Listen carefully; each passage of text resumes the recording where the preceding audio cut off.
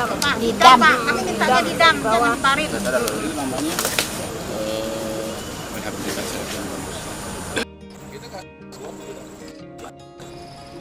nggak mungkin bertahan lama-lama. Jadi itu yang menciptakannya ada. Oke, siapa? Ini oke.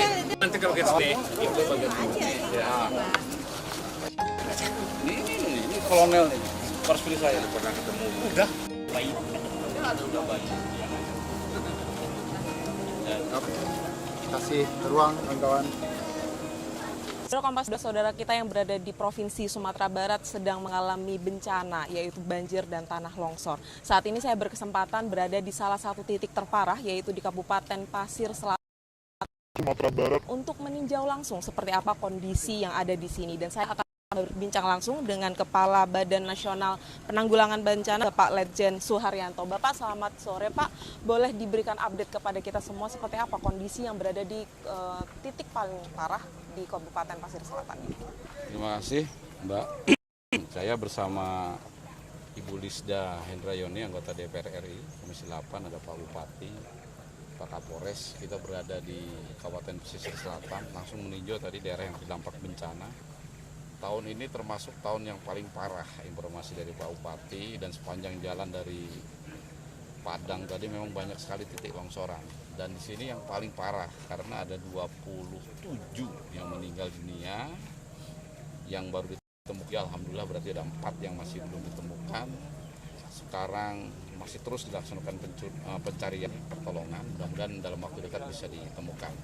Meskipun sudah hari kelima ini Pak Bupati ya, kita dalam mencari korban itu ada golden time ya, 7 kali 24 jam. Nah, nanti apabila mudah-mudahan bisa ditemukan, kalau tidak kita akan koordinasi ulang. Kemudian yang pengungsi semula beberapa ratus orang ini dipusatkan di beberapa titik, tapi per hari ini sebagian sudah kembali ke rumah masing-masing, dan hari ini kami tadi melihat sebagian masyarakat sedang membersihkan rumahnya masing-masing. Kebutuhan dasar dari pemerintah pusat juga membantu ya, dari mulai makan, minum, pakaian. Kemudian tadi koordinasi dengan Pak Bupati, jangka menengah panjangnya sudah kita laksanakan secara langsung intensif. Memang dibutuhkan untuk awal ini adalah dari Pak Bupati makan, minum sudah terpenuhi, hanya ada beberapa kebutuhan tambahan. Ada susu, protein, pakaian bayi. Pakaian katanya pengungsi banyak yang melekat di badan, berarti kita juga harus dorong pakaian dewasa, pakaian perempuan, pakaian anak-anak, termasuk juga alat kebersihan wanita seperti pampers, pembalut, dan lain-lain akan kita dorong terus. Setelah tanggap darurat, kita juga bekerja sama dengan PUPR, infrastruktur yang segera diperbaiki, ada beberapa jembatan yang putus, kemudian ada jalan-jalan yang rusak, ini segera diperbaiki. Tapi relatif jalan yang menghubungkan Kabupaten Pesisir Selatan dengan Padang saat kejadian putus ya, ini sekarang sudah berhasil disambungkan kembali sehingga kita sudah berjalan kembali. Ada titik-titik masyarakat yang semula juga terisolasi, sekarang dengan kendaraan roda 2 menurut penjelasan Pak Kapolres pun sudah bisa direlatif. Secara umum bisa berjalan dengan baik untuk penanganan tanggap darurat. Pak Suharyanto tadi cukup keras dengan distribusi bantuan kepada masyarakat harus sampai. Apa sebenarnya pesan yang poin utama yang ingin disampaikan dan menjadi strategi utama untuk penanggulangan bencana kan tidak bisa dihindari, ya. Apalagi dengan musim hujan seperti ini, ya tentu saja negara kita sangat luas, ya. Pastilah di titik manapun kejadian bencana hidrometeorologi basah, banjir, tanah longsor, ini pasti terjadi. Nah, kita sebagai aparat, di mana penjuru BNPB, ya, penjurunya BNPB ditunjuk oleh Bapak Presiden, ya kita harus memastikan bahwa ketika terjadi bencana, masyarakat yang terdampak akibat misalnya makannya kurang, minumnya terbatas, belum kebutuhan-kebutuhan dasar lainnya.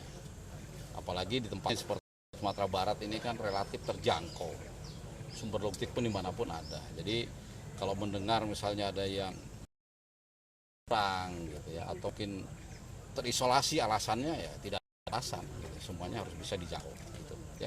Untuk ketersediaan pangannya sendiri seperti apa Pak? Kan di tengah huru-hara, minimnya beras dan sebagainya untuk bantuan.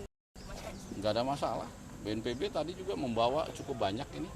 Sampai sejauh ini ya mungkin tidak huru-hara itu mungkin dalam bentuk besar ya, tapi kalau hanya satu kabupaten ini ada bencana, kami tidak mendapat kesulitan.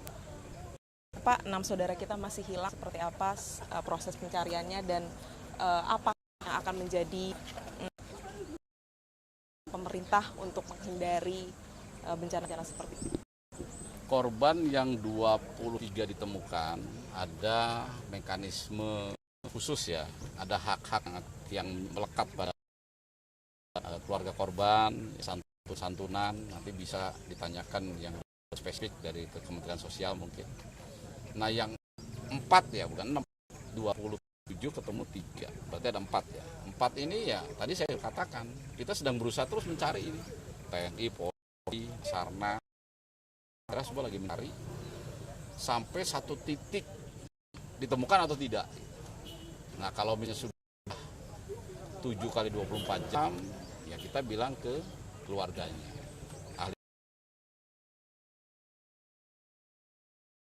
Biasanya dari pihak ahli waris pun tidak ingin berlarut-larut lah. Apalagi dalam situasi bencana ya. Ini bencana longsor.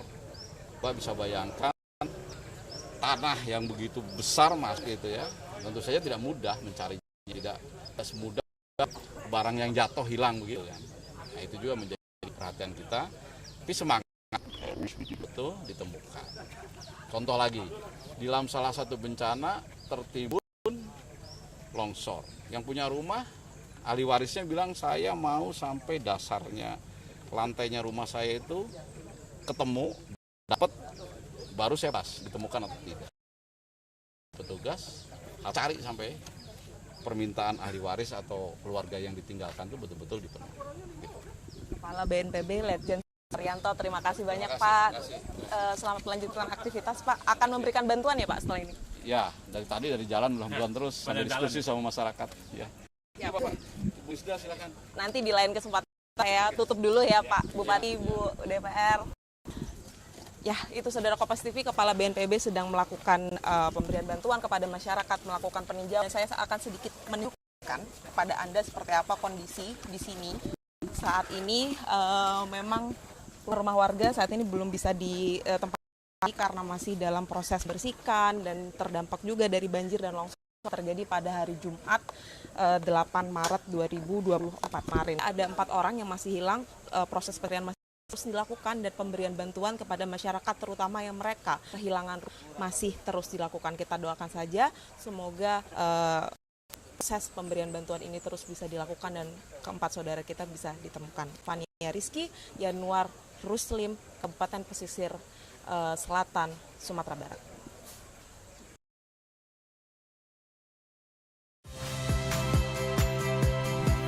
Saya Harjuno Pramendito.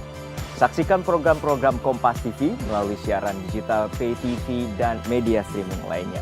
Kompas TV, independen, terpercaya.